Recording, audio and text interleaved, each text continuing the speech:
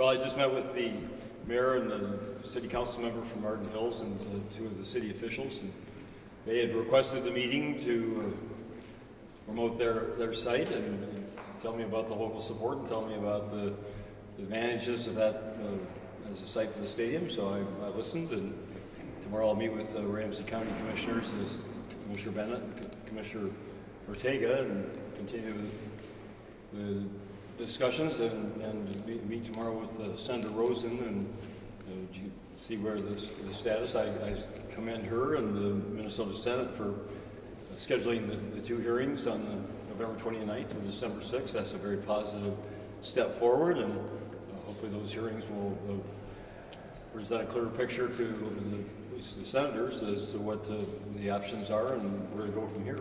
The House is still noticeably absent from the table, and I understand that there is some disarray over there on this issue and some discord, and that's why they're at the hearing schedule right now.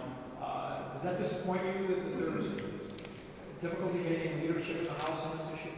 Well, I haven't communicated directly with the leadership of the House or with Representative Landing, who's not available this week, so I don't have a current read on what the situation is there. I hope they'll follow the Senate's lead and schedule hearings else. You know, there may be disagreements, but hearings are the best place, or one of the good places to bear those differences of views and get answers to questions that legislators have. Governor, it seems like there's obviously a lot of questions not only about the bill, but about the site. It seems like there's a lot of pieces to this puzzle. Is there anything that you think, perhaps the hearings, anything that's going to be sort of a kickstart to get things really moving on this?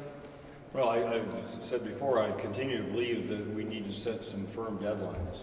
That, right now, both negotiations, if you want to call them that, or both proposals are, partially complete, but we haven't gotten down to the final details of either one of them. And my experience with complex negotiations, including the ones we had this summer, is you have to have a deadline, and people have to know that's the absolute deadline. So that's why I proposed that approach before, and then that deadline was removed. I think until we set a deadline, we're going to have some of the same unanswered questions that will need to be answered before I can support one project over the other, before the legislature can, before the people of Minnesota can assess the benefits of it. So I continue to believe that we'll set a deadline to get it started, and then set a deadline to get it finished, and do it in between.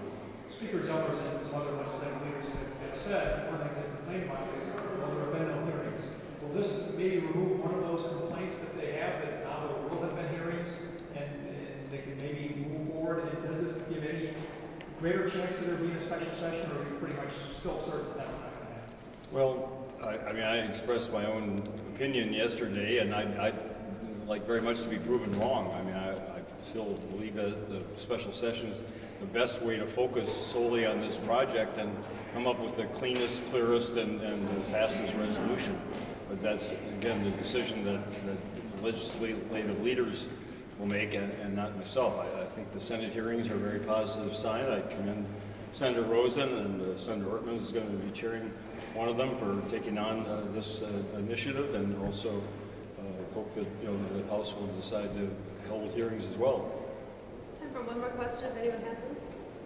With the Arden Hills people, do you get the impression that the whole council and the mayor, everybody is behind this, or is there any evidence of discord in Arden Hills? I asked. They didn't indicate any discord at all. In fact, the people see it as it's 1/3 of the landmass of Arden Hills is this project site, and also the National Guard training site that's adjacent to it.